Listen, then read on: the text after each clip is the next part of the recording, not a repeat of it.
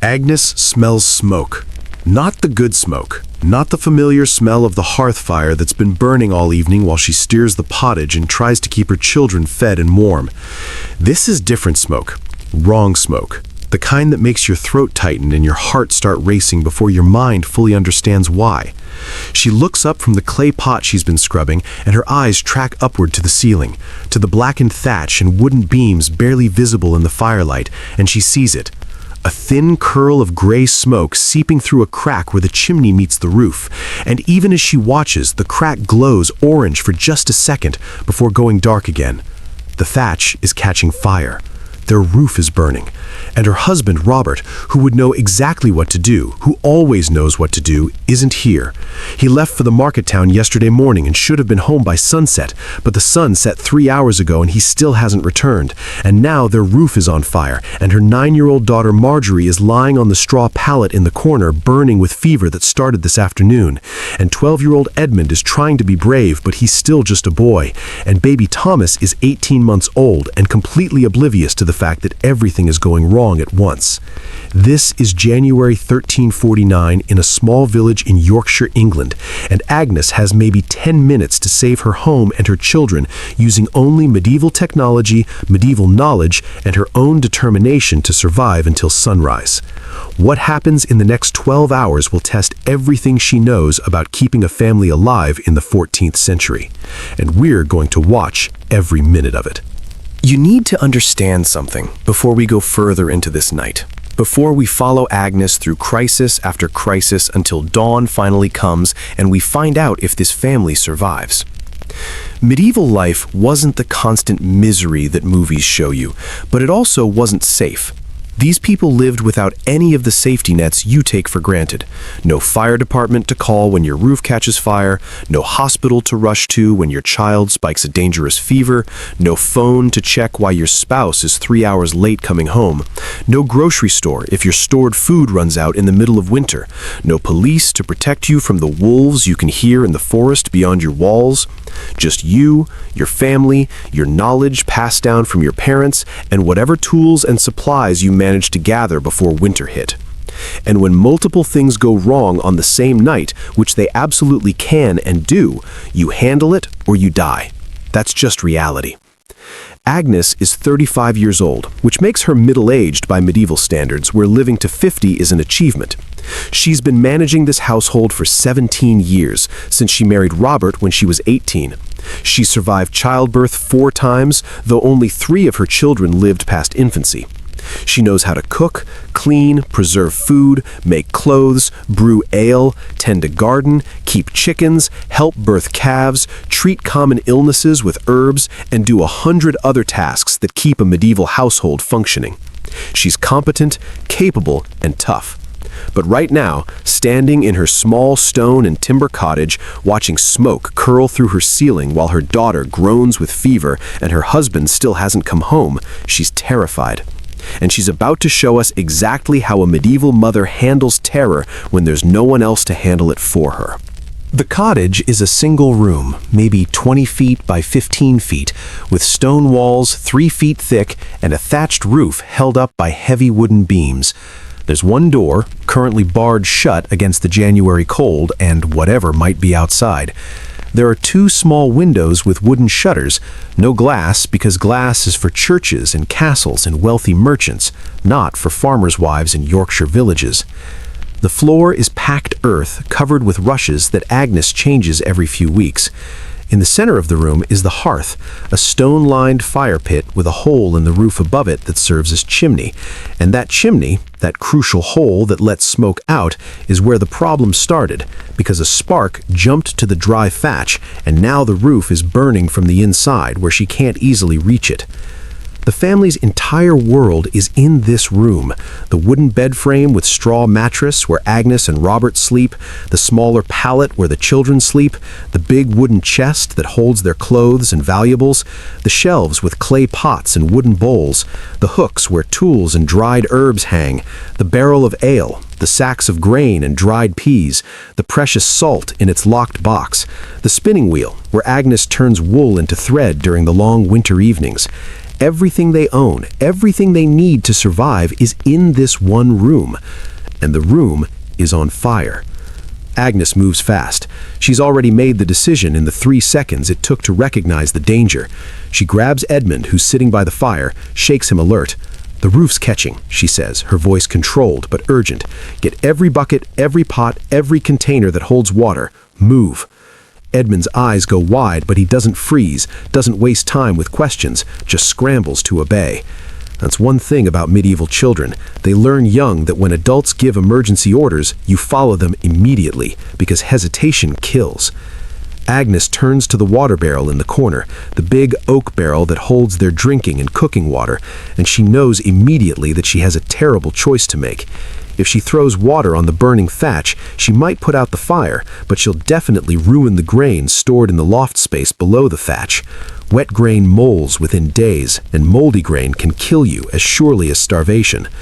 But if she doesn't use water, she has to use something else, and that something else is going to have to be dirt and wool and her own bare hands, and there's a very real chance she won't put the fire out fast enough and they'll lose everything. This is the kind of decision medieval people made all the time.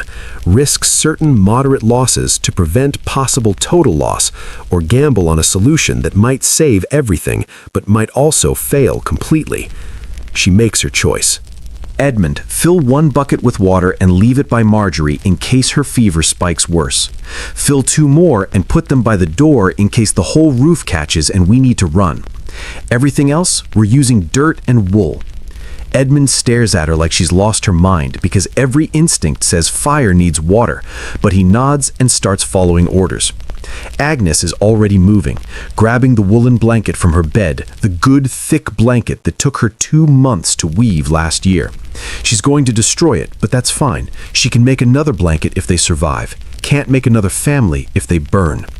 She drags the big wooden chest under the burning section of roof, climbs on top of it, and now she can reach the ceiling. The thatch is smoldering, not fully flaming yet, which means she has maybe 5 minutes before it becomes uncontrollable. She can feel the heat on her face and can see the orange glow between the thatch bundles. She takes the wool blanket and presses it hard against the glowing section, smothering it, cutting off air. Wool doesn't burn easily when it's thick and tightly woven. It just smolders, and smothering is sometimes better than soaking. The heat comes through the blanket and burns her hands, but she keeps pressing, keeps smothering, while Edmund runs outside into the freezing January night to scoop dirt from the small kitchen garden where the ground isn't completely frozen yet. He comes back with a bucket of half-frozen earth and hands it up to her, and Agnes packs the dirt against the thatch around the blanket, creating a barrier, trying to contain the burn. Her hands are black with soot and red with burns, and she doesn't care, doesn't even feel it really, because the alternative is watching her home burn down around her children. This goes on for 10 minutes that feel like hours. Pack dirt, press wool, check for new hot spots, pack more dirt, press harder, breathe through the smoke. Don't think about what you're breathing. Don't think about Marjorie groaning on her pallet. Don't think about where Robert is. Just put out this fire and deal with everything else after. And finally, the glow fades. The smoke changes from active burning to just residual smoldering. The immediate crisis is over. The roof is damaged, but not destroyed. The house is filled with smoke, and the blanket is ruined, and there's dirt all over everything, and Agnes's hands are burned, and she's shaking with adrenaline. But they're alive, and the house is still standing, and that's what matters. She climbs down from the chest, her legs trembling, and looks at Edmund, who's covered in soot and breathing hard, and looking at her with something like awe, because his mother just fought fire with her bare hands and won. And then she hears Marjorie crying. Not the normal cry of a sick child, but a high-pitched whimper that means the fever is getting worse, and Agnes realizes that the night's disasters are just beginning. Before we follow Agnes to her daughter's bedside, before we watch her try to save Marjorie with nothing but medieval medicine and mother's instinct, I need you to do something. Get comfortable wherever you are. Pull up those blankets, settle into your pillow, because you're about to spend the next 40 minutes in a medieval cottage in January 1349, and by the end of this night, you're going to appreciate your heated home and your electric lights and your phone that could call for help and your medicine cabinet and your grocery store in ways you never have before. You're safe, you're warm, you're living in a time when houses have fire alarms and sick children can see doctors and missing family members can be tracked with technology. Agnes has none of that.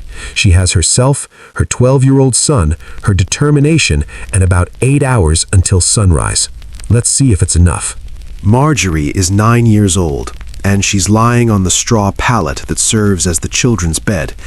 And when Agnes kneels beside her and puts her hand on her daughter's forehead, the heat that comes off the child's skin makes Agnes pull her hand back instinctively before forcing herself to touch again, to assess, to measure the danger with the only diagnostic tool medieval mothers have, their own hands and their accumulated experience with fevers. This is bad.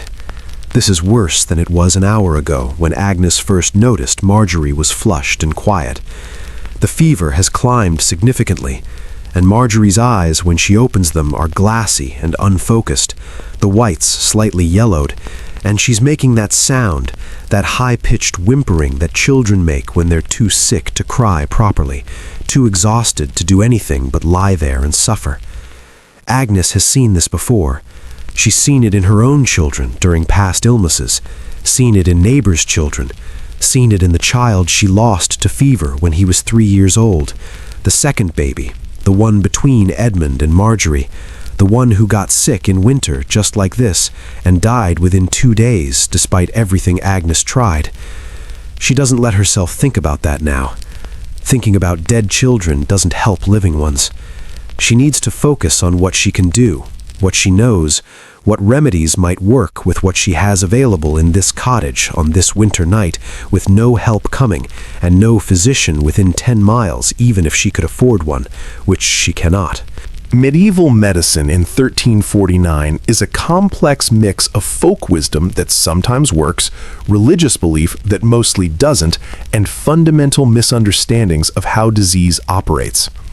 Agnes doesn't know about bacteria or viruses or infection. No one in her world knows about those things because the microscope won't be invented for another 300 years. What Agnes knows is the theory of the four humors that every medieval person learns from childhood. The body contains four fluids: blood, phlegm, yellow bile, and black bile. And illness happens when these fluids become imbalanced.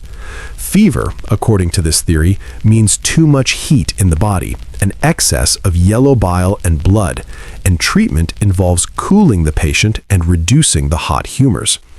This theory is completely wrong in terms of what actually causes disease, but some of the treatments that come from it actually do help, because empirical observation over centuries has taught medieval healers which herbs and methods provide relief, even if they don't understand why.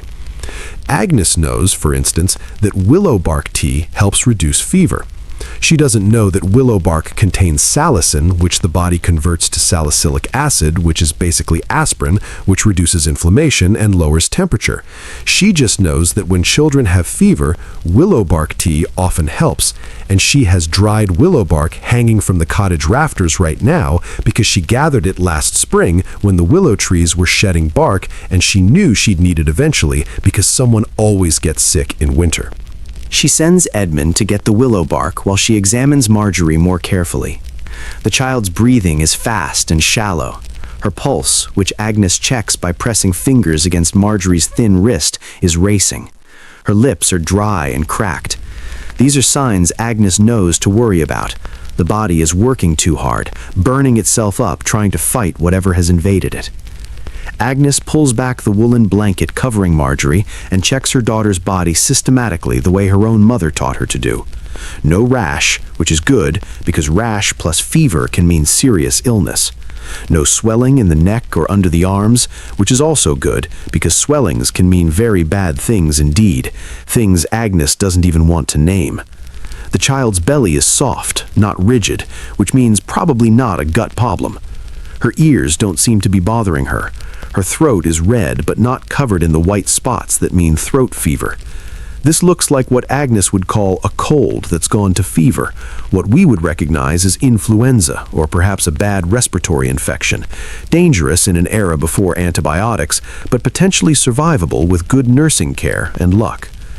Agnes doesn't have antibiotics, but she does have nursing care, and she's going to fight for luck. Edmund returns with the bundle of dried willow bark, grayish-brown strips of wood that smell faintly bitter. Agnes takes them to the hearth, where the fire has been rebuilt after the roof crisis, and she puts water from the precious barrel into her iron pot to boil. This is another decision point, using drinking water for medicine when water is finite and the well is outside and it's freezing and she doesn't want to leave the children alone to fetch more. But sick children need fluid, and they need medicine more than they need to conserve resources, so she uses the water without hesitation. While the water heats, she crumbles the willow bark between her fingers, breaking it into smaller pieces that will release their medicine into the water more effectively. The pot starts to steam, not quite boiling yet, but hot enough. Agnes drops the willow bark in and lets it steep, creating a tea that will be bitter and unpleasant, but might save her daughter's life. While the tea brews, Agnes goes to the shelf where she keeps her other dried herbs, the medical supplies that every medieval housewife maintains, because healers are expensive and often useless, and most treatment happens at home, with whatever you've gathered and dried and stored against the inevitable illnesses that strike every family multiple times per year. She has feverfew, which she knows helps with headaches and fever. She has chamomile, which calms and helps people sleep. She has mint, which settles stomachs.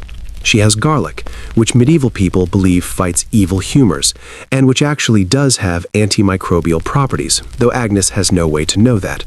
She has lavender, which smells good and seems to help people relax. She has yarrow, which stops bleeding. She has comfrey, which helps bruises and breaks heal.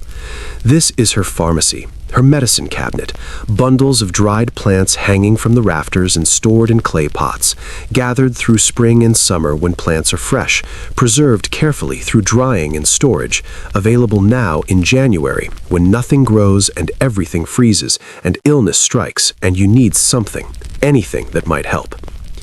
She adds feverfew to the willow bark tea, strengthening it, and a bit of chamomile to help Marjorie sleep, because rest is crucial and the child is too uncomfortable to sleep naturally. The tea steeps and the cottage fills with the sharp green smell of herbs in hot water, and Agnes thinks about the terrible irony that the smoke from the roof fire probably made Marjorie's breathing worse, stressed her sick body further, might have pushed her from uncomfortable illness into dangerous fever. But there was no choice. If the roof had burned, they'd all be dead or homeless in January, which amounts to the same thing. You make the choices you can make, and you live with the consequences, and you don't waste time on guilt that doesn't help anything. The tea is ready. Agnes strains out the bark and herbs using a piece of cloth, leaving just the dark amber liquid that smells bitter and medicinal. She lets it cool enough that it won't burn Marjorie's mouth, but stays warm enough to be soothing. Then she lifts her daughter's head gently, supporting it in the crook of her arm, and brings the wooden cup to Marjorie's lips. "Drink, sweetheart," she says softly. "I know it tastes bad, but it will help. Just a few sips." Marjorie's eyes flutter open, confused and fevered, but she's trained from birth to obey her mother, especially when mother is using that particular tone that means this is important, so she drinks. She gags at the bitterness, whimpers, but Agnes keeps the cup steady and keeps encouraging, and Marjorie keeps drinking because she's 9 years old and she's miserable, and somewhere through the fever haze, she understands that mother is trying to help. She gets down maybe a third of the cup before she turns her head away, refusing more, and Agnes doesn't force it, because getting some medicine into her is better than forcing too much and having her vomit it all back up. She sets the cup aside where she can reach it easily for the next dose in an hour or two, and she settles Marjorie back onto the pallet, tucking the blanket around her, smoothing the sweat-soaked hair back from her forehead. And now comes the hardest part of medieval medicine, the waiting. The waiting to see if the remedy works. The waiting to see if the fever breaks or climbs higher. The waiting while you're completely helpless and all you can do is watch and hope and pray and try to keep the patient comfortable and wait for the crisis to pass one way or another. Edmund hovers nearby, frightened in the way children get frightened when they see a parent scared, and Agnes realizes she needs to give him something to do because 12-year-old boys can't just sit still and watch their sisters suffer. They need tasks. They need to feel useful. "Edmund," she says, keeping her voice calm and matter-of-fact, "I need you to tend the fire. Keep it steady, not too hot, not too cool. Marjorie needs warmth, but not too much heat. And keep the pot of water warm in case I need to make more tea. Can you do that?" Edmund nods, grateful for clear instructions, and moves to the hearth where he can poke at logs and feel like he's contributing. This is good for him and good for Agnes because it means she can focus on Marjorie without worrying about what Edmund is doing or feeling. And then baby Thomas wakes up, because of course he does, because disasters don't take turns, they pile up all at once.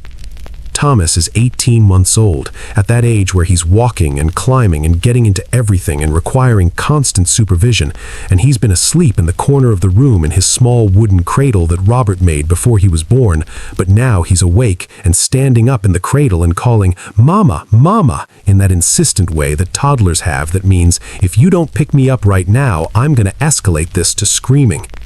Agnes is torn between her sick daughter who needs constant monitoring and her healthy son who needs immediate attention. And this is the constant calculus of medieval motherhood. Multiple children with multiple needs, and only one of you to meet all of those needs, and no help coming, and you just have to somehow manage all of it simultaneously without anyone dying. She picks up Thomas because the alternative is letting him scream, which will disturb Marjorie who needs rest, and she settles him on her hip in the practiced way that mothers throughout history have perfected, the way that lets you hold a toddler while keeping both hands relatively free for other tasks. Thomas is heavy and warm, and he smells like milk and sleep and baby sweat, and he's completely oblivious to the crises happening around him, which is honestly a mercy because at least one person in this cottage is having an okay night. He wants to nurse, which is his solution to every problem, but Agnes weaned him 3 months ago because at 18 months he's old enough to eat regular food, and she needed her body back, and frankly, nursing a toddler while pregnant, which she suspects she might be, though it's too early to be certain, is exhausting. She distracts him instead with a piece of bread from the basket near the hearth, day-old bread that's hard enough to require serious chewing, which will keep him occupied for a while. He gnaws on it happily while Agnes continues to monitor Marjorie with one hand on her daughter's wrist, feeling the racing pulse, counting the heartbeats, comparing them to what she felt an hour ago, trying to determine if things are getting better or worse or staying the same. It's hard to tell. The fever hasn't spiked higher, which is good, but it hasn't dropped either, which is concerning.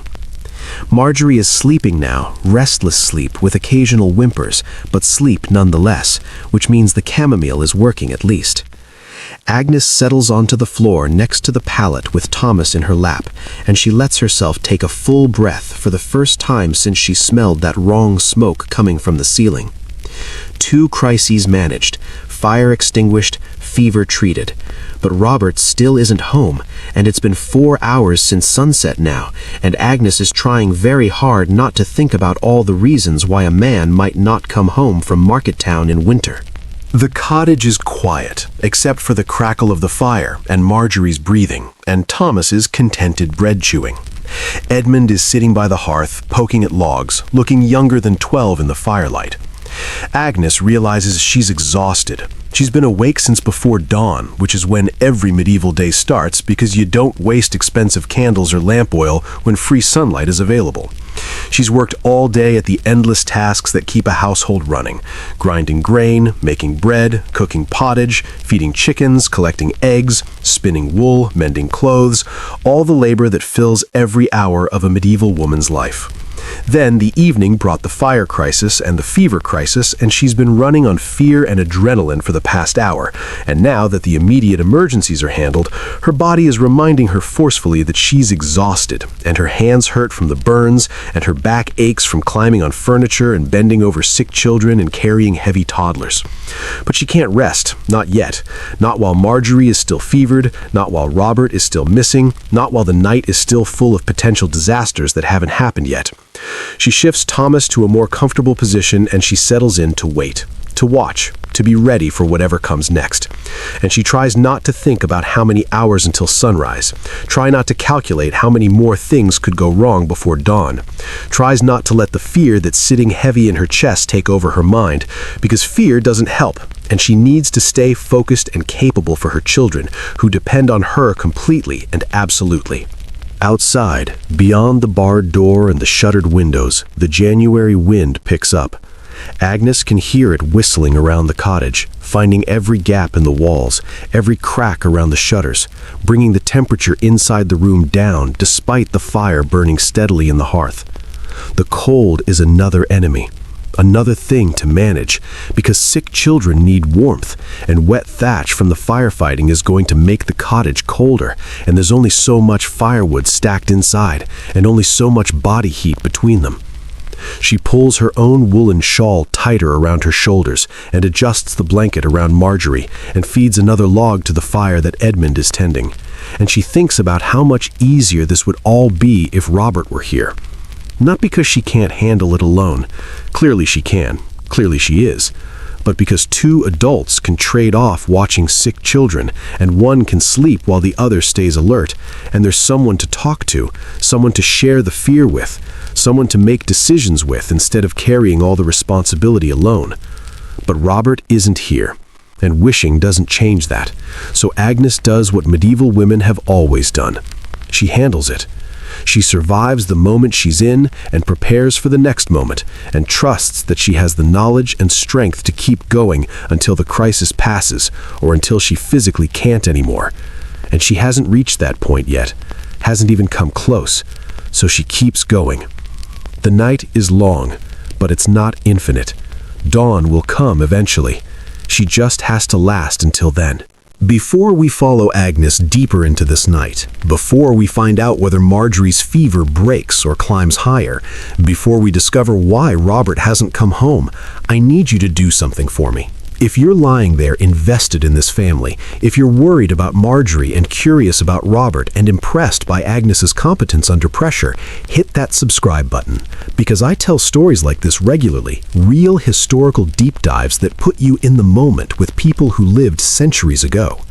And drop a comment right now. Tell me, could you survive one night in medieval England? Could you put out a thatch fire with dirt and wool? Could you treat a sick child with nothing but herbs and hope? Think about it. Really think about what you do without electricity, without phones, without modern medicine, without any of the safety nets you've relied on your entire life. And while you're thinking about that, while you're appreciating how much harder Agnes's life is than yours, let's get back to the cottage, because Marjorie's fever is about to spike dangerously high, and Agnes is going to have to make a decision that might save her daughter or might kill her, and she's going to have to make it in the next 10 minutes with no way to know if she's right. The hardest part of this night is just beginning. It's been an hour since Agnes gave Marjorie the willow bark tea, and the fever hasn't broken. If anything, it's gotten worse. Marjorie is no longer just lying quietly on the pallet making small whimpering sounds. She's thrashing, her thin arms pushing at the blanket, her legs kicking weakly, and she's talking, but the words don't make sense. "The chickens are in the house," she says clearly, her eyes open but seeing something that isn't there. "Mama, the chickens are inside. You have to get them out before they eat the bread." This is delirium, fever so high that it's affecting her mind, making her see things that aren't real. And Agnes knows from experience that this is the dangerous point. This is where children either turn the corner toward recovery or slip away entirely, where the fever either breaks in the next few hours or climbs higher until the child has convulsions or falls into unconsciousness from which they never wake. Agnes has seen both outcomes. She's lived through both outcomes. and she's going to do everything in her power to make sure this night ends with the first one and not the second. But the truth is that she doesn't have complete control here, doesn't have the medicines or knowledge or tools to guarantee anything. And that helplessness is worse than any physical pain her burned hands are giving her. She touches Marjorie's forehead again, and the heat is shocking, worse than before. And when she pulls her hand away, her palm is literally wet from the sweat pouring off her daughter's skin. This is the body trying to cool itself, trying to break the fever through sweating. But it's not working fast enough, and the child is burning up from the inside. She changes the cloth every few minutes, re-wetting it in the cold water, placing it back on Marjorie's forehead, then on her neck, then on her wrists where the blood runs close to the surface, trying to cool the blood that's carrying the fever through the child's body. This is the right instinct, even though Agnes doesn't know the science behind it. Cooling the skin does help reduce core body temperature. It's not a cure, but it can buy time, can bring the temperature down enough that the body's own defenses can start winning the fight against whatever infection is causing this. But it's a gamble, because if the fever is driven inward, if it settles deeper into the lungs or gut, the outcome could be worse than if Agnes had just let it burn itself out. She's gambling with her daughter's life based on nothing but maternal instinct and desperation, and she won't know for hours whether she's made the right choice. Edmund watches from the fireside, his young face tight with fear that he's trying to hide because he's the man of the house right now, with father gone, and he thinks he needs to be brave. But he's 12 years old, and his sister is clearly very sick, and his mother is doing things that look scary, and brave or not, he's frightened. Agnes sees this, sees her son struggling, and she makes time in the middle of the medical crisis to speak to him, because children need reassurance, even when, especially when, the situation is genuinely dangerous. "Edmund, come here," she says quietly. He comes, kneeling beside her next to Marjorie's pallet. "I need you to know that what I'm doing, this cold water, it's not something healers usually do, but I've seen it work before. Your grandmother used it once when your uncle was small and had fever like this, and it helped. I'm not hurting your sister. I'm trying to help her fight this. Do you understand?" Edmund nods, and some of the fear eases from his face because his mother has explained, has trusted him with information, has treated him like someone old enough to understand difficult things. "Can I help?" he asks, and Agnes nods. "Keep the water bucket close. Hand me fresh water when I need it. And keep praying. God listens to children's prayers especially." This last part she doesn't necessarily believe, but Edmund does, and if prayer makes him feel less helpless, then it's useful, regardless of whether it has any medical effect. An hour passes, then another. Agnes continues the cold cloth treatment, while Marjorie drifts in and out of delirium, sometimes quiet, sometimes muttering nonsense about chickens and spinning and father coming home with ribbons. The fever is still high, but it's not climbing anymore, which Agnes chooses to interpret as a good sign, even though it could just mean they're in the holding pattern before either improvement or deterioration. Baby Thomas has fallen back asleep, finally, curled up in his cradle, and Edmund is maintaining the fire and saying prayers under his breath and occasionally handing Agnes fresh water, and the three of them wait in the firelit cottage while Marjorie fights her invisible battle against infection that none of them can see or fully understand. And then, sometime around midnight, if Agnes had any way to tell time beyond the rough sense of how many hours have passed, they hear it. A sound outside. Not the wind, which has been constant all night. Not the usual settling sounds of the cottage or the distant hoot of an owl. This is different. This is a howl, long and high and unmistakably canine, coming from somewhere in the darkness beyond the cottage walls. Then another howl answers it from a different direction, then a third. Wolves. There are wolves near the cottage, and they're not just passing through, they're circling, and that means they're hunting. Edmund's head snaps up and his eyes go wide, and he looks at his mother for guidance, for reassurance, for instruction on what to do when predators are outside and father isn't home to protect them. Agnes feels her heart rate spike because wolves are dangerous, genuinely dangerous, especially in winter when they're hungry and desperate and willing to come much closer to human habitation than they normally would. A healthy adult wolf can kill a grown man if it's motivated enough. A pack of wolves can kill anything. And while wolves rarely attack humans, rarely being different from never, and hungry wolves being more willing to take risks than well-fed ones, and winter being the season when wolves are hungriest. The cottage is solid stone and timber with a good strong door and shuttered windows, and wolves can't break through those barriers. But the chickens are outside in their coop, and the family pig is in its pen, and if the wolves are hungry enough, they'll go after that livestock, and that livestock represents a significant portion of the family's food supply and wealth. Losing the chickens means no eggs all spring. Losing the pig means no meat, no lard, no bacon to get them through next winter. These animals are not pets, they're survival resources, and Agnes cannot afford to lose them. But she also cannot afford to leave her delirious, feverish daughter alone to go outside and protect livestock from a wolf pack. This is another impossible choice in a night that's been full of them.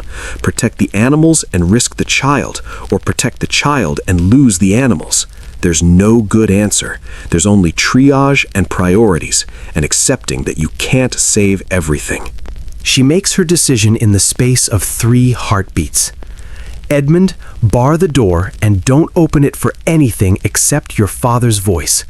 I'm going to make noise, make them think we're bigger and more dangerous than we are, hopefully scare them off without having to go outside.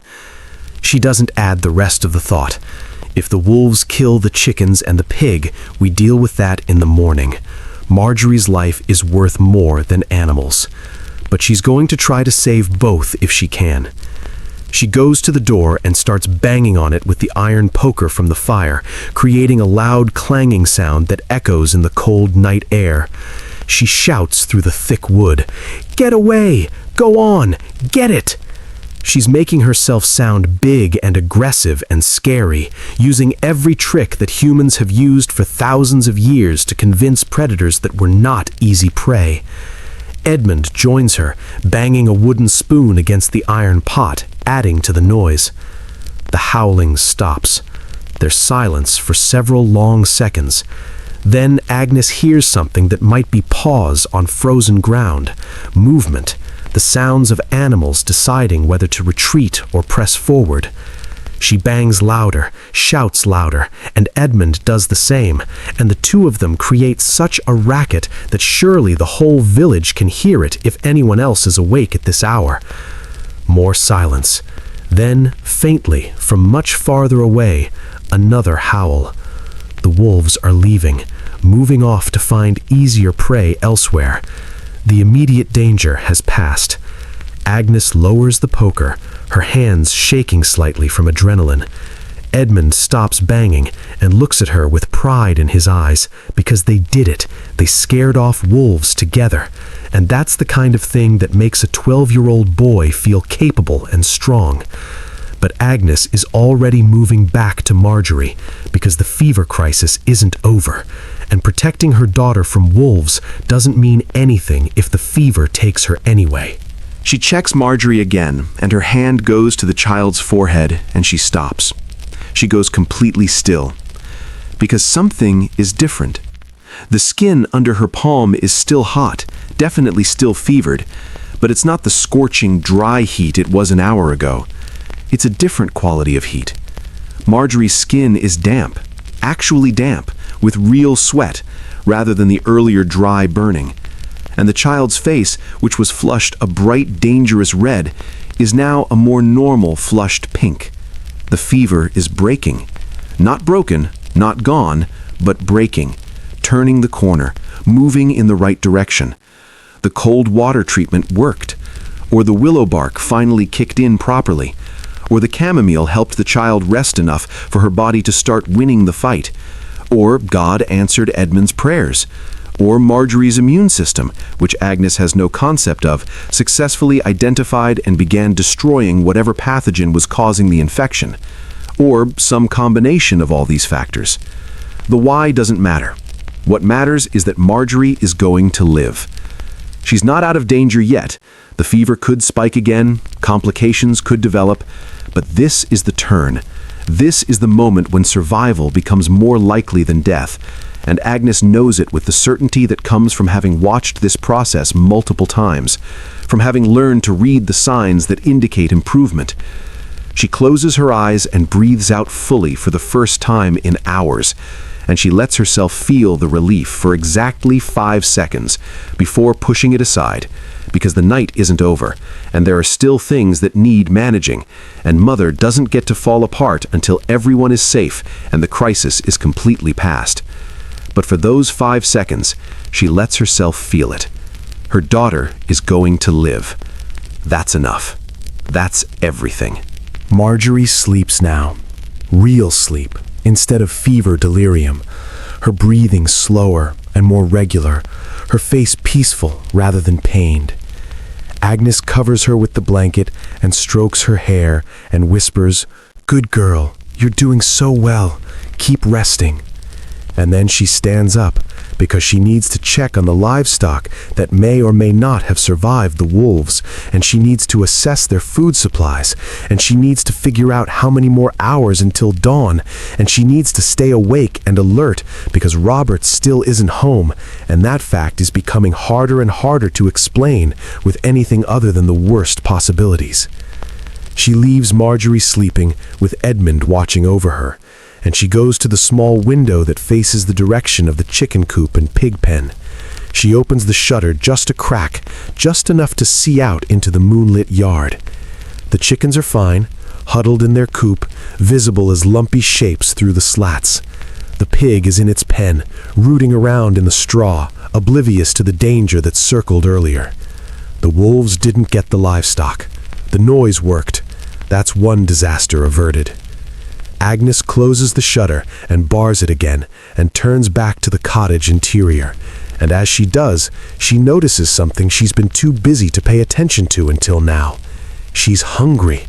Actually hungry, the kind of deep stomach cramping hunger that comes from burning through massive amounts of energy while dealing with crisis after crisis without eating anything since the midday meal, which was just bread and cheese because she was saving the good pottage for dinner when Robert got home.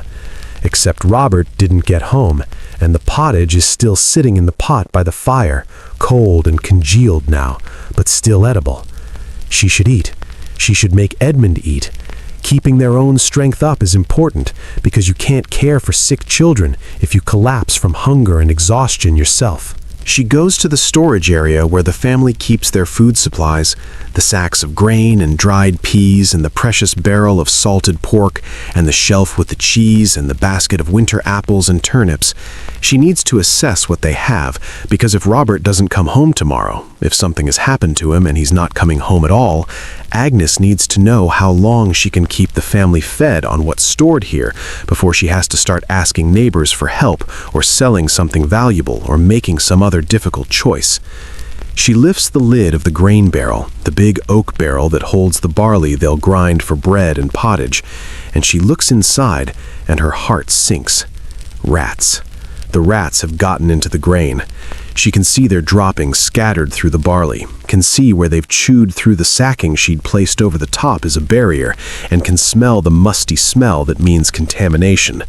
This isn't all the grain. They have another barrel that hopefully isn't compromised, but this is maybe a quarter of their winter supply, and it's ruined. You can't eat rat-contaminated grain because rat droppings carry disease, which medieval people know empirically, even if they don't understand the mechanism. Eating this grain could make the whole family sick, could cause the very fever that Marjorie is just now recovering from. The grain has to be thrown out, and that means their food supply is tighter than Agnes thought. That means rationing. That means harder choices in the coming weeks. That means if Robert doesn't come back with money or supplies from the market, they're going to be in trouble by the time spring arrives. Agnes stands there staring at the ruined grain, and she feels the weight of everything settling onto her shoulders.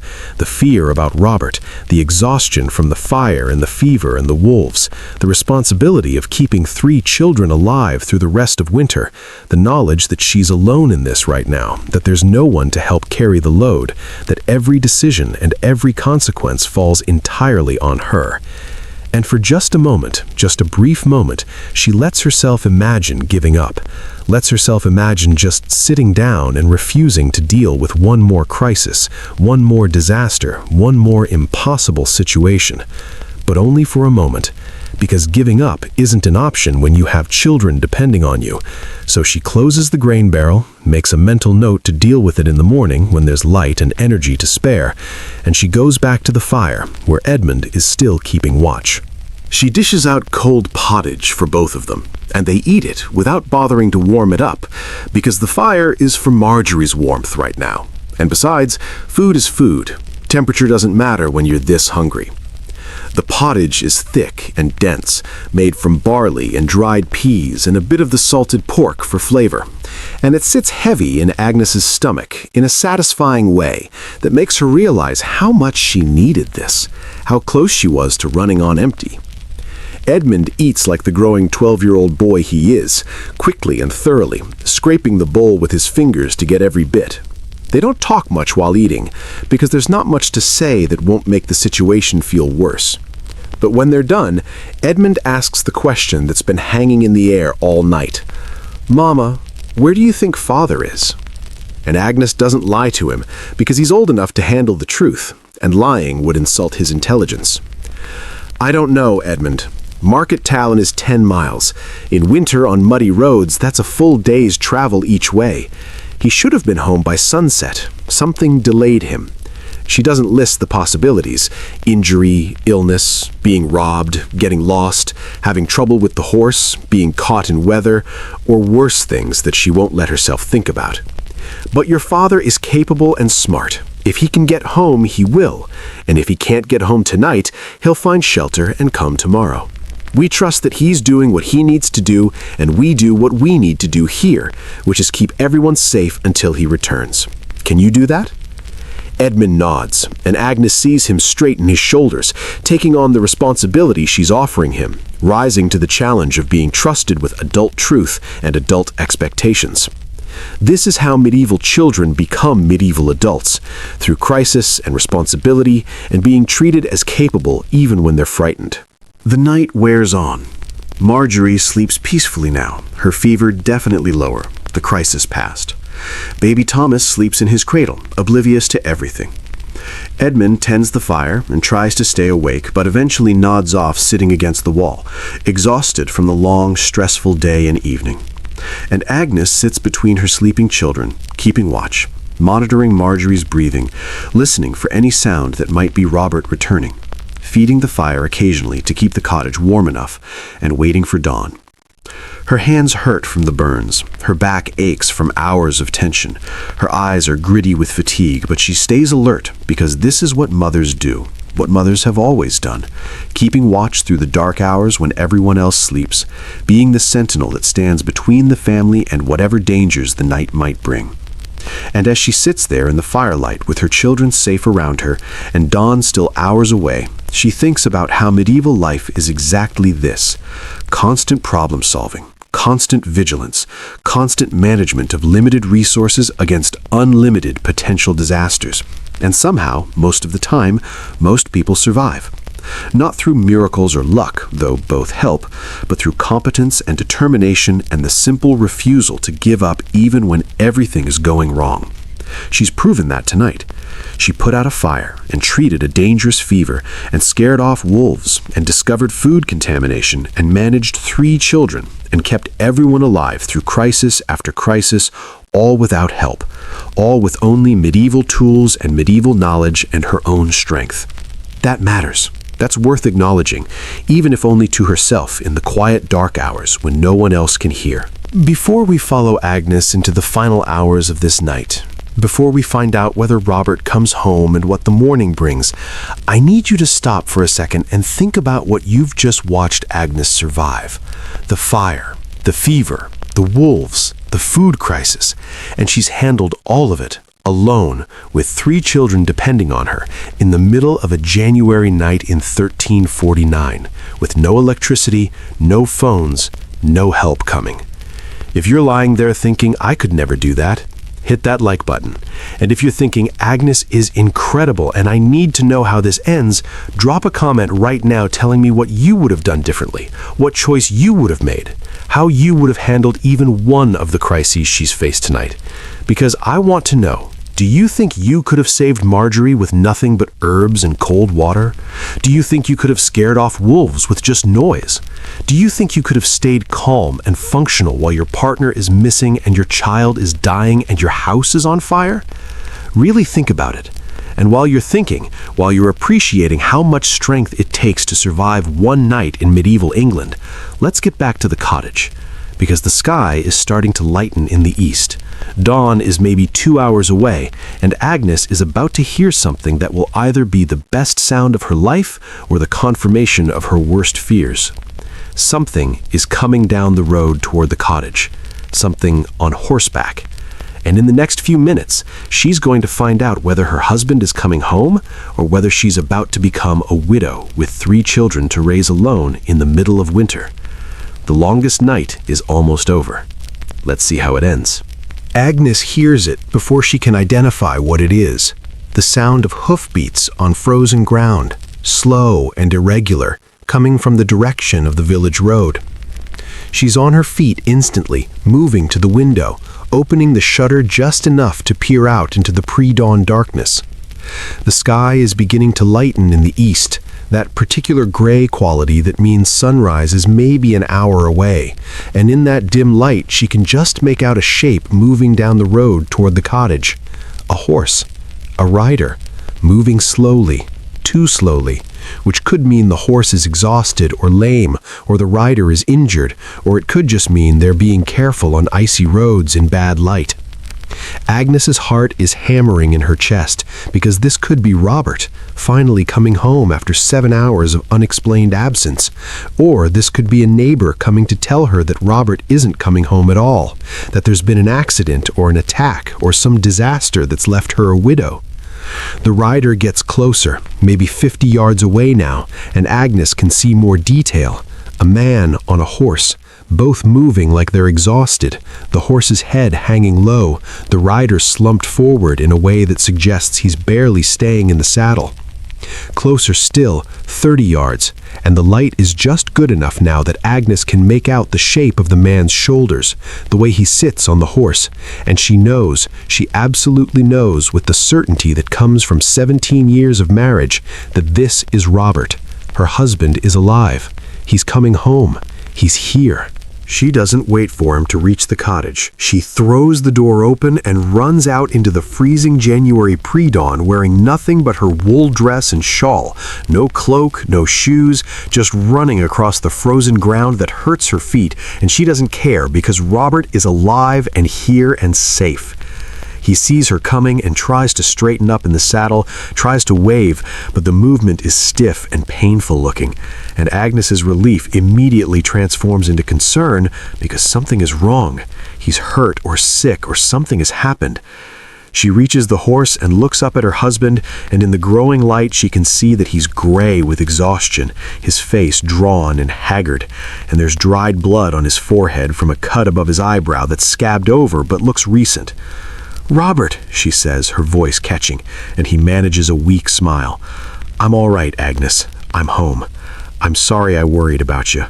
Let me get down." He swings his leg over the horse's back and slides down to the ground, and his legs nearly buckle when they take his weight. Agnes catches him, steadies him, and she can feel that he's shaking, whether from cold or exhaustion or both, she can't tell. "What happened?" she asks, already guiding him toward the cottage, supporting his weight against her shoulder. "Are you hurt? Is the horse lame? Where have you been?" Robert laughs, a tired sound with no real humor in it. "So many questions. Let me get inside where it's warm. Let me sit down and I'll tell you everything. Is everyone all right here? The children?" Agnes realizes that he doesn't know about anything that's happened tonight, about the fire and the fever and the wolves, and there will be time to tell him all of that, but right now the important thing is getting him inside and warm and fed. She gets him through the door and settles him onto the wooden bench near the fire. The same fire that Edmund has been tending all night, and Edmund wakes when they come in, and his face transforms with joy when he sees his father. "Father, you're home!" He's across the room in a moment, throwing his arms around Robert, and Robert hugs him back hard, pressing his face into his son's shoulder for a moment before pulling back to look at him. "I'm home, Edmund. I'm sorry I was late. Thank you for taking care of your mother and sisters while I was gone." Edmund stands straighter, proud to be recognized for his role. And Agnes thinks that Robert doesn't even know yet how much Edmund did tonight, how much responsibility the boy carried, how much he deserved that thanks. Robert looks past Edmund to where Marjorie is sleeping on her pallet, and Agnes can see him doing the mental count. Edmund, Marjorie, baby Thomas in his cradle, all accounted for, all safe. The tension in his shoulders eases slightly. "Everyone's all right?" he asks again, and Agnes makes a decision not to burden him with the full story of the night until he's rested and recovered. So she just says, "Marjorie had a fever, but it broke. We managed. Tell me what happened to you." Robert accepts the mug of water that Edmund brings him and drinks it down like a man who's been desperately thirsty, then wipes his mouth and begins. "I got to Market Town yesterday morning without any problems. Sold the wool fleeces for a good price, bought the salt and the iron nails we needed, got a piece of good news from the wool merchant about spring prices. Everything went well. I was planning to leave by midday to get home before dark, but while I was loading the horse, I heard shouting from the town square. There was a fight. 2 men arguing over something, I don't even know what, and it turned into a brawl, and before anyone knew what was happening, 6 men were involved, and fists were flying, and someone pulled a knife." He touches the cut above his eyebrow. "I wasn't even in the fight. I was just walking past, trying to get to the stable, and someone got shoved into me, and we both went down. I hit my head on a water trough, knocked myself dizzy for a few minutes. When I could see straight again, the watch had arrived, and they were arresting everyone who looked like they'd been involved, and I had blood on my face, and I was on the ground, so they grabbed me too." Agnes feels a flash of anger at the injustice of this, her husband arrested for being in the wrong place at the wrong time, but she says nothing, just lets him continue. "They threw everyone in the town lockup to cool off. I tried to explain I wasn't part of the fight, but the watchman didn't care. He said we'd all stay there until morning when the magistrate could sort it out. So I spent the night in a cell with 5 other men. No fire, no blanket, just stone walls and a dirt floor, and the cold seeping in through every crack." Robert shifts on the bench, trying to find a comfortable position, and Agnes can see now that he's stiff and sore from spending a night on cold ground. From the fight he didn't even participate in, from the long ride home on an exhausted horse. "This morning, early before dawn, the magistrate came and talks to each of us. The merchant who sold me the wool, good man, he vouched for me, said I was just passing through and not a troublemaker. The magistrate let me go with an apology and no fine, which was lucky because some of the others got fined for disturbing the peace. But by then it was past dawn and I'd lost the whole night, and I was desperate to get home because I knew you'd be worried sick. I got the horse from the stable. She'd been fed and rested at least, that's something.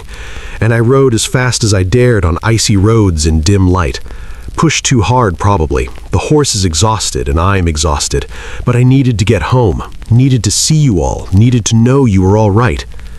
He looks at Agnes and she can see the guilt in his eyes, the knowledge that she spent the night alone and worried and he couldn't do anything about it. "I'm sorry, Agnes. I'm so sorry you had to manage everything alone. I know you must have been frightened."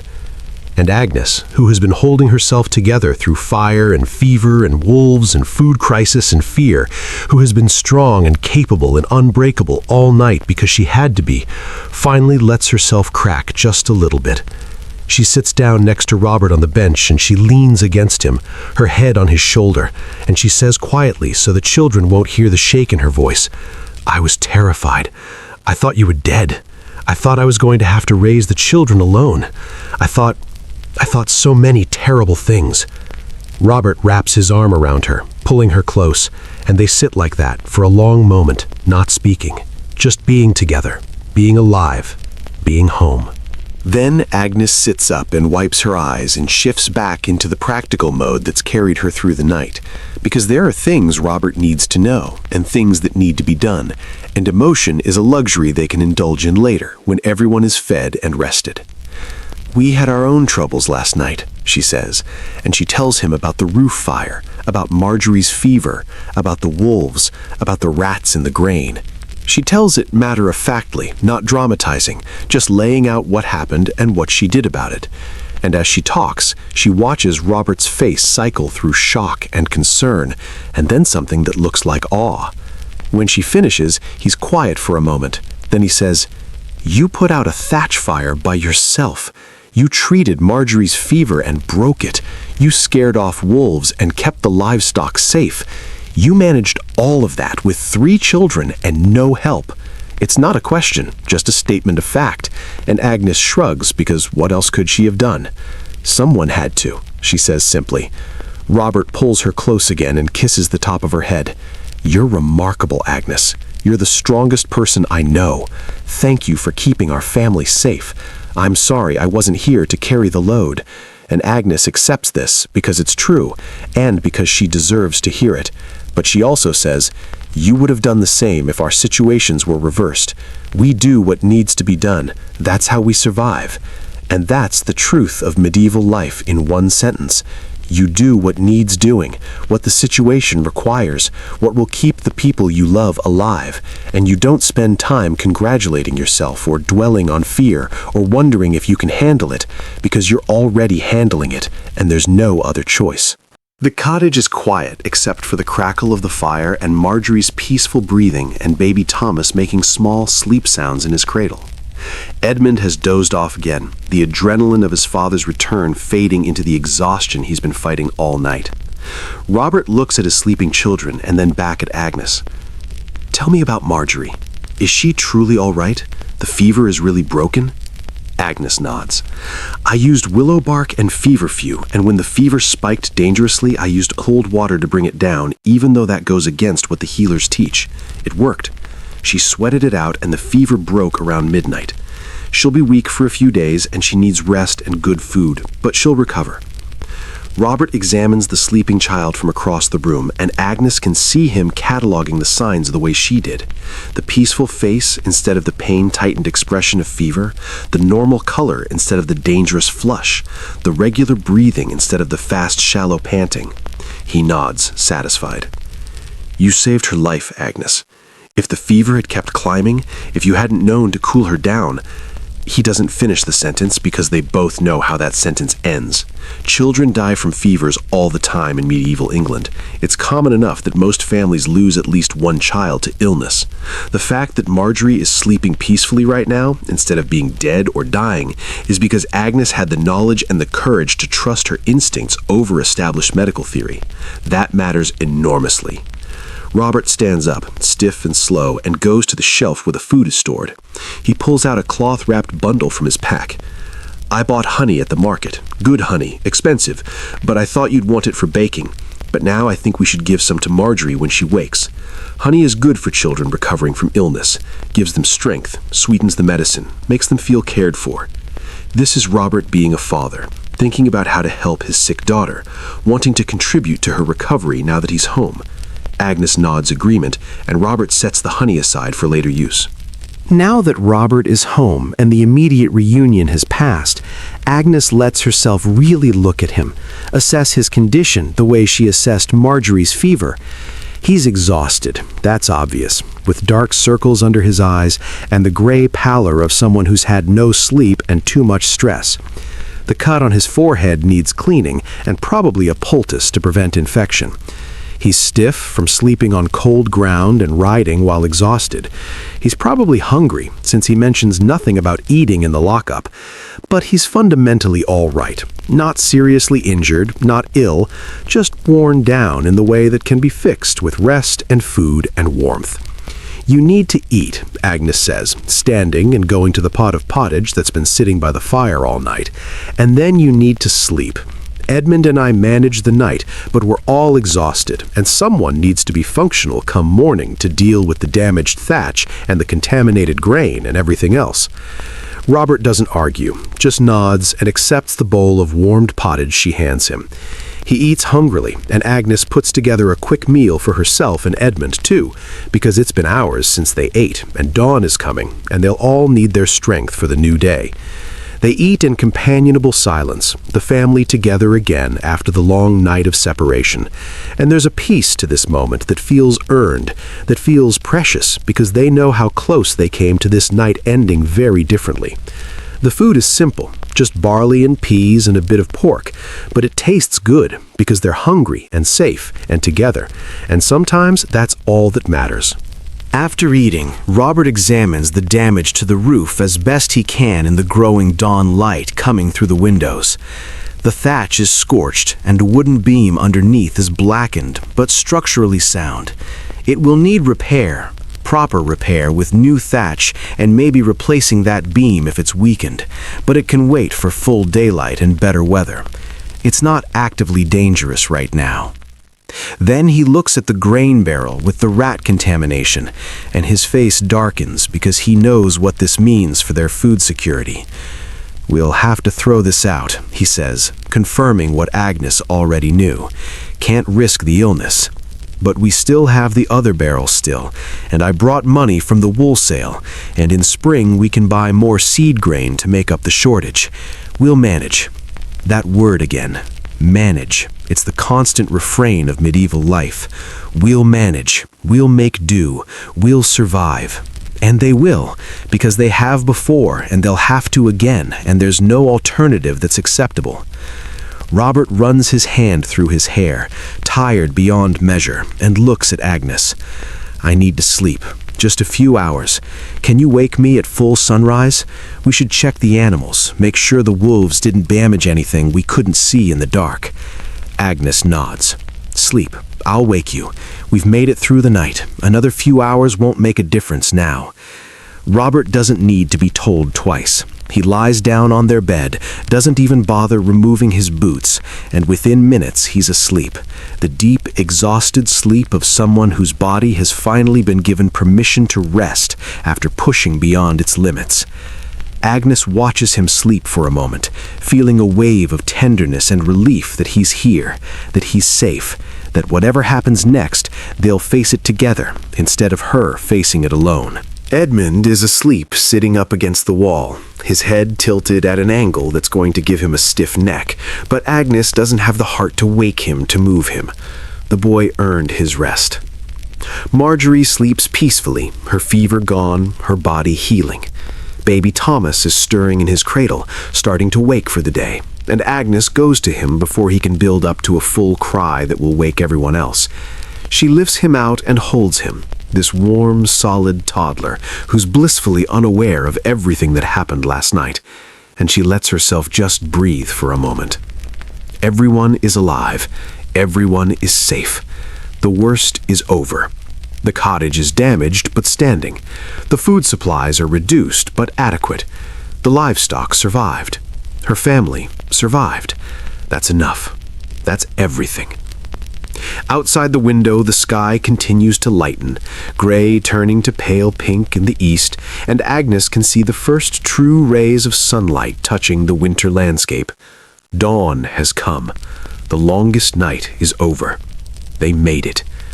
And as she stands there holding her baby, watching the sunrise, knowing her husband is home and her children are safe and they have food and shelter and each other, Agnes lets herself feel something she hasn't allowed herself to feel all night. Pride. She handled it. All of it. Every crisis, every decision, every impossible moment when there was no good choice and she had to choose anyway. She was strong enough, smart enough, capable enough to keep her family alive through a night when everything that could go wrong did go wrong. That matters. Medieval women's strength usually goes unrecorded, uncelebrated, taken for granted because it's just what women do, just the expected baseline of managing household and children and crises without recognition or praise. But Agnes knows what she did, and that's enough. Before we leave Agnes and her family to their well-deserved rest, before we step out of this medieval cottage and return to our modern world with our modern comforts, I need you to think about something. You've just spent the past hour watching a medieval mother survive multiple life-threatening crises with nothing but medieval tools and medieval knowledge and her own determination. And she did it. She put out a fire that could have killed her family. She treated a fever that could have killed her daughter. She protected her home from wolves. She managed 3 children alone through the darkest hours of a January night. And she never gave up, never broke down, never stopped doing whatever needed to be done to keep her family alive. If you're lying there thinking Agnes is incredible and people like her built the foundation of human civilization through sheer stubborn survival, hit that subscribe button right now, because I'm going to keep telling stories like this. Stories about ordinary people doing extraordinary things in historical moments that shaped our world. And here's what I want you to do. Drop a comment right now telling me what historical topic you want me to cover next. A day in the life of a Viking warrior, a night in a castle under siege, a medieval wedding, a plague village, a monastery in winter. Tell me what you want to hear, and I'll pick one randomly and make that video. I want to know what part of history you're curious about, what story you want me to bring to life the way I've brought Agnes's story to life tonight. So comment right now. What's next? What do you want to experience? And while you're thinking about that, let's finish Agnes's story properly. Let's see the morning after the longest night. The sun rises fully over the Yorkshire countryside, spilling golden light through the cottage windows, and Agnes watches it from where she stands holding baby Thomas, and she thinks about how different this sunrise feels from yesterday's sunrise. Yesterday morning she woke up expecting an ordinary day, expecting Robert home by evening, expecting nothing more dramatic than the usual winter tasks of cooking and cleaning and staying warm. And instead, she got fire and fever and wolves and terror and loneliness and the kind of exhaustion that comes from managing crisis after crisis without break and without help. But she survived it. Her family survived it. And this morning, as the sunlight fills the cottage and touches her sleeping husband and her recovering daughter and her brave son, who still slumped against the wall, she lets herself feel what yesterday morning couldn't have prepared her for: the bone-deep satisfaction of having faced the worst and come through it intact. This is what medieval life requires, what it has always required: the strength to handle whatever comes, the knowledge to solve problems with limited tools, the refusal to give up even when everything is going wrong. Agnes has proven she has all of that, and somewhere in the back of her mind she knows she'll need it again. Winter isn't over. Spring is still months away. There will be more nights, more crises, more moments when everything depends on her ability to stay calm and think clearly and do what needs to be done. But she's proven to herself that she can handle it. That matters more than she can put into words. Marjorie stirs on her pallet, her eyes opening slowly, and Agnes sets Thomas down and goes to her daughter.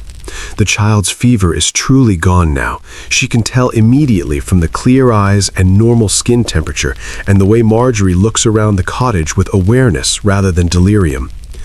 "Mama?" Marjorie's voice is weak but lucid. "I don't feel well. What happened?" Agnes smiles, smoothing her daughter's hair. "You had a fever, sweetheart, a bad one, but it broke during the night, and you're going to be fine. You just need to rest and drink water and eat when you feel ready." Marjorie nods, accepting this, and her eyes drift to where Robert is sleeping on the bed. "Father came home," she says, and there's relief in her voice, because even through the fever haze she must have known he was missing, must have felt the tension in the cottage. "He came home," Agnes confirms. "He was delayed by troubles in town, but he's home now, and he's safe, and we're all safe, and that's what matters." She brings Marjorie water and a small piece of bread with honey, Robert's honey that he bought at market before everything went wrong, and Marjorie eats slowly, her appetite returning with consciousness.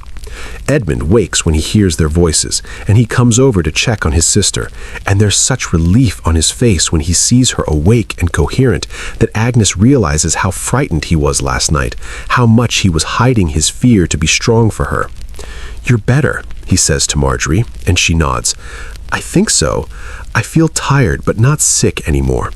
Brother and sister smile at each other, and Agnes thinks about how much closer this crisis has brought them, how Edmund will remember this night as the time he helped save his sister's life, how Marjorie will remember that her family fought for her when she was too sick to fight for herself. Robert wakes mid-morning, having slept only a few hours, but looking more rested than when he arrived, and the family spends the day doing the necessary tasks that yesterday's crises interrupted. Robert repairs the damaged thatch as best he can with materials on hand. Edmund helps him, learning the work the way medieval boys learn everything, by doing it alongside their fathers. Agnes cooks a proper hot meal, the first good meal they've had since yesterday's breakfast, using some of the remaining good grain and vegetables from storage and a bit of the salted pork to make it substantial. Marjorie stays on her pallet resting but awake, slowly drinking water and eating small amounts, rebuilding her strength. Baby Thomas toddles around getting into everything as toddlers do, providing entertainment and distraction and normality. The damaged grain gets carried outside and scattered for wild birds, a total loss, but it can't be helped. The animals are checked and they're all fine. No injuries from the wolves, the chickens laying eggs as usual, the pig healthy and oblivious. The cottage is cleaned, the soot from the fire swept away, the dirt packed against the ceiling brushed down, fresh rushes laid on the floor. Life continues. The crisis is over and life continues because that's what medieval people do, what they have to do, what survival requires. You handle the emergency and then you return to normal as quickly as possible, because dwelling on what could have happened doesn't help with the work that needs doing now. By evening, the cottage had returned to something approaching normal rhythm. The family eats together, all 5 of them for the first time since Robert left for market 2 days ago, and the meal is simple, but it feels like a feast because they're together and alive and safe. Robert tells stories about the market, the people he saw, the merchants he dealt with, carefully avoiding the parts about the fight and the arrest, and focusing on the ordinary business that makes the children laugh and feel connected to the world beyond their village. Agnes listens and watches her family and feels the tension of the past night finally fully releasing from her shoulders. Edmund is animated, telling his father in more detail about the wolves and the noise they made to scare them off, acting out the parts where he banged the pot and shouted. Marjorie is quiet but smiling, following the conversation, eating a little more with each meal. Thomas makes a mess with his food and everyone laughs. This is recovery. This is healing. This is the mundane beauty of ordinary family life that you only fully appreciate when you've nearly lost it. And as the sun sets on this day, as the family prepares for bed in a cottage that's warm and secure, with a roof that's patched and a fire that's burning safely, and a family that's intact, Agnes thinks about how much can change in 24 hours. How quickly security can become a crisis, how fast ordinary can become terrifying, and how much strength it takes to bring things back from the edge. But here's what I want you to understand. What I need you to take from Agnes's story as you lie there in your warm bed, in your heated house, with your phone within reach, and your medicine cabinet full, and your refrigerator stocked, and your emergency services just a phone call away.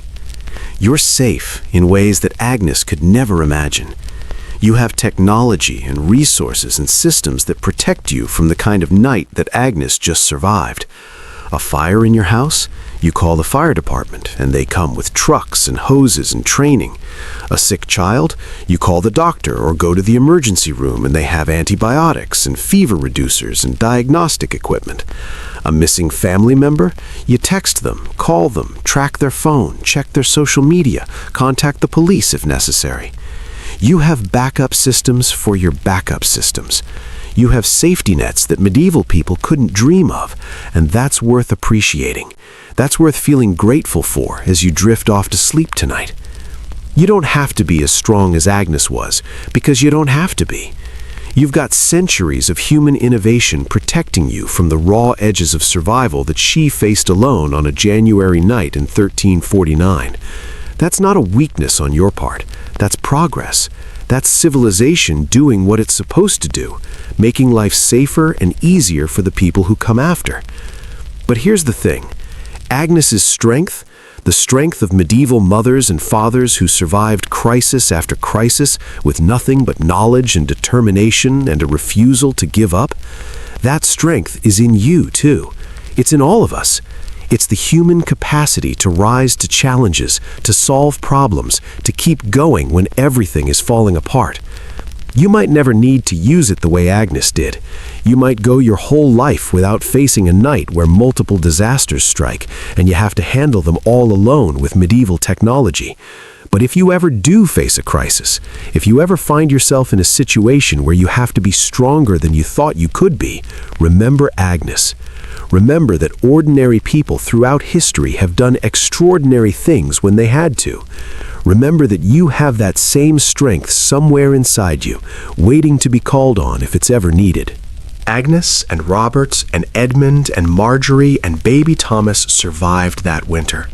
They survived the rest of 1349, which you might remember from history class as the year the Black Death reached England, though it didn't reach their village until later, and that's a different story for a different night.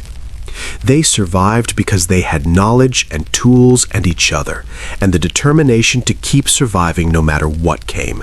Their lives weren't easy. Medieval life was never easy, but it was theirs, and they lived it fully. And they found joy in the ordinary moments between the crises, in shared meals and family stories, and children growing and work accomplished, and spring eventually arriving after a long winter. They didn't spend their time wishing they lived in a different era with better technology. They just lived in the era they had, with the tools they had, making the best of circumstances they couldn't control. There's something admirable in that, something worth remembering. So as you settle into sleep tonight, warm and safe and comfortable in ways medieval people would consider miraculous, think about Agnes one more time. Think about the strength it took to survive that night. Think about how much human civilization has progressed that you don't have to be that strong anymore. And be grateful. Be grateful for the fire department and the hospital and the phone and the grocery store and the weather forecast and all the other modern conveniences that stand between you and the kind of raw survival that Agnes faced. But also know that if you ever needed to be as strong as she was, you could be. That capacity is in you. It's in all of us. It's the inheritance of being human, of being descended from thousands of years of people who survived impossible things and kept going. Agnes would want you to know that. She'd want you to appreciate your comfortable modern life while also knowing that you're tougher than you think, that you could handle more than you believe, that strength shows up when it's needed. Now let the story go. Let Agnes and her family fade into history where they belong. Pull up those warm blankets, adjust those comfortable pillows, feel the heat from your modern heating system. Listen to the quiet hum of your modern house with its electrical wiring and its insulation and its safety features. You're safe. You're protected. You live in a time when one bad night doesn't threaten your survival, when help is available, when a crisis is manageable. Sleep well knowing that. Sleep deeply and peacefully knowing that centuries of human progress have built the comfortable world you're resting in. And if you found this story meaningful, if Agnes's night meant something to you, do me one favor. Drop that comment I asked for earlier. Tell me what historical story you want to hear next, what moment in time you want to experience, what person's life you want to step into for an hour. I'll read every comment and I'll pick one randomly, and that will be the next story I tell. So comment now before you fall asleep. What's next? What do you want to know? And then close your eyes and rest. You've earned it just from listening to Agnes's story, from holding her fear and her strength in your mind for the past hour. Sleep well, dream peacefully, and wake up tomorrow appreciating your modern life just a little bit more than you did before. Good night.